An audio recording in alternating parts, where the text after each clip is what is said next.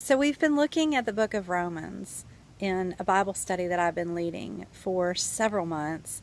And this week we were looking at chapter 16. Specifically, I just wanted to share a thought on verse 17, which reads, "And now I make one more appeal, my dear brothers and sisters. Watch out for people who cause divisions and upset people's faith by teaching things contrary to what you have been taught. Stay away from them."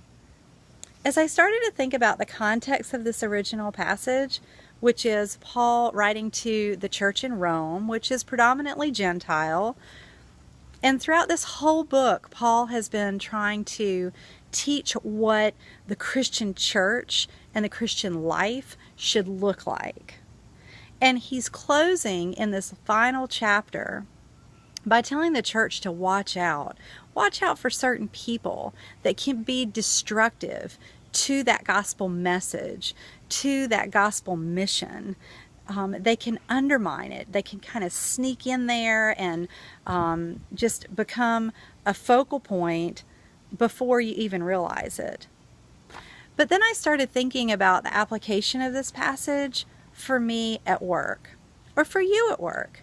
So whether you're in the medical profession, whether you're in education, whether you are in the food industry, whether you work in retail, wherever you are, wherever God has placed you, there are going to be difficult people. There's no doubt about that. Whether you're in a Christian environment or a secular environment, there are always going to be people that are challenging to work with. But thinking about it from a different perspective as well, and just the application of this passage, I started thinking about what are things that can be just cause dissensions or be hindrances, as the New King James Version says it. And I just started thinking personally, just being transparent with myself, that things that can detract me or distract me from what God's mission and His plan and His intent are would be my attitude, when I make assumptions about people, about situations, my perception. And I started looking at this particular verse and how Paul was telling us, be on guard, because this is what can detract from the purpose or the mission that's been set before you. And I just want to challenge you, because today, wherever you are, the people that God has put around you, you have a mission. You have a purpose. Your life serves a purpose. There's a higher purpose, a higher calling than just going into work every day and doing the same old, same old. No, God has a plan.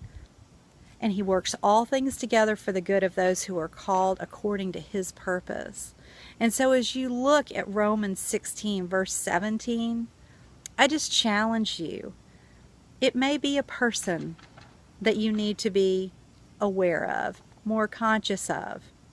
Somebody who's pulling you down, somebody who is distracting you from your mission. But it also, honestly, it can be an attitude, it could be an assumption, it could be an incorrect perception as well.